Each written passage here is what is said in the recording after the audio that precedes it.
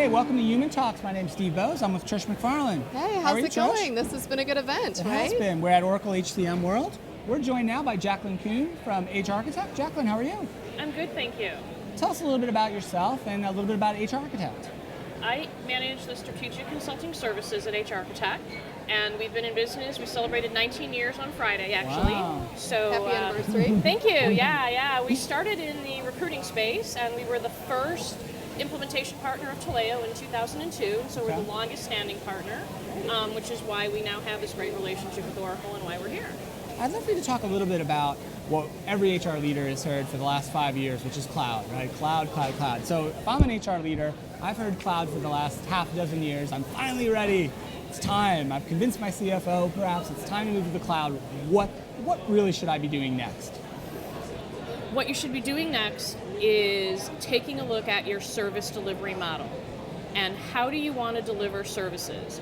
How much do you want it to still be self-service? And Okay. how much do you want to do concierge service and still do that face-to-face? After all, we are humans.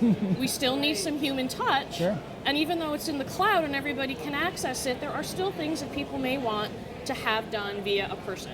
Yeah. And so that's really where you start. You to determine what services are going to be in the cloud, what services are going to be personalized, and start building a roadmap of how to go where you are today to actually delivering them.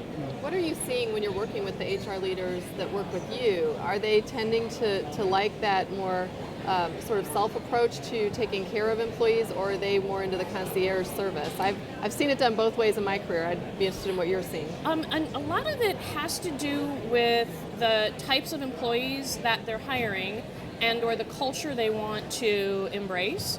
What we find is companies that are in a war for talent and they're smaller but they're going up against the Googles and the Apples, they're going for high touch because they can't compete with the Right. Google and an Apple, but they can give that very high touch where you never have to lift a finger. We have one client that actually relocates people and does all the work for them. They don't have to do a thing. They do the moving, they do the paperwork, they find schools for the kids, they do the whole thing. Yeah. Because they can't compete with a larger firm. So when you look at it's all around what does the business need and how does HR service the business and where do we need to do that so that we are attracting the best talent, we're retaining the best talent, and we're building the culture we want. And believe it or not, millennials are very used to being handheld as well. Their parents weren't exactly hands-off in Right. doing things for them. I've heard that. Interesting Yes. point, right? So as much as they love their gadgets and want to be able to access information directly, they also expect people to be around when they have a question to get answered. So you can't unplug that. Sure. And you have to figure out how do you blend it together to make the best solution. Jacqueline, I'd love to ask you another question now. Sometimes cloud-based technology for HR has been around for a while, and if I'm an organization that's maybe growing up into better and more modern technology solutions, or I've got a litany of on-premise solutions that I'm trying to move off of, how do I know where to start? Should I get my core HR into the cloud first, and then maybe throw in a talent management system or an ATS, or how do you advise organizations to approach that problem? So we actually start by talking to them about what their strategic people business plans are. What are your people plans? And then we look at the tools they have to support those people plans, and those that are most important is what you move first. And for some organizations, it's compensation because it's on spreadsheets. Really? Yeah, that's a great point. yeah. For some organizations, it is core payroll because they're on something that's going to be sunsetted or that is so old there is no mobile app for it. But it's really around having that conversation on what are your plans, what's most important to you, and then helping them build a roadmap to get to that end state. And depending on your appetite, we've had some roadmaps that are 2 years long and some that are 7. And it's knowing that roadmap, where you're going, how you need to get there, and then not derailing it, right? It's very much like a journey.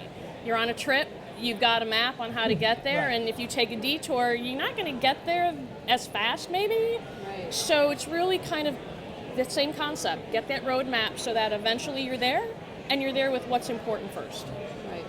There are still so many, maybe especially mid to small size companies, where they feel like they can't afford to work with a consultant. Can you talk a little bit about that? Because I think when I left being a practitioner, that might have been, maybe where I was at. When I was in larger organizations, of course we had budget, And it was actually quite surprising to see how affordable and the real benefits there are to working with another consultant to kind of come in and help get some of the different HR strategic things accomplished, sort of by having that other person on your side. Can you talk a little bit about what would you say to an HR leader who maybe hasn't worked with a consultant before, and how could they engage with you and make that happen for them?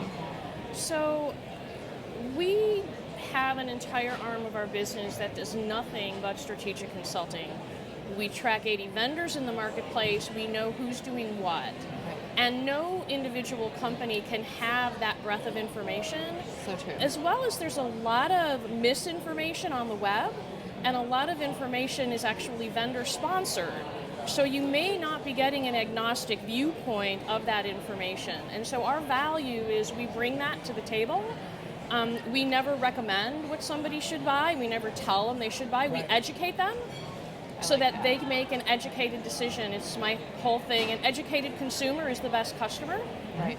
And the vendors we work with really love the fact that when somebody makes a decision to buy their product, it's the right decision for them, and it's a right decision, and they have a client for life, because it's very informed, very, very well informed. And that's really the whole thing. It's using someone to inform you, because you don't have experts on staff to do that. And I think you're likely to find over time you'll end up with better outcomes, right? From a better buying process, a better evaluation process, more due diligence in the consideration, I think will lead to better outcomes. Well, I think that's what HR leaders need to know, that there is such a value when you might only be buying technology once or twice in your career, to actually go to an expert, someone who does have all of the information. It's really worth any amount of money you spend on it, tenfold at least. And I always tell them the software today works. Software works, but whether or not it will work for you is what we need to figure out. Yeah, that's very true. Jacqueline Kuhn, thank you from HRchitect. Thanks for joining us today at Oracle HCM World on Human Talks. This has been a lot of fun. Thank you. Thank you for having me.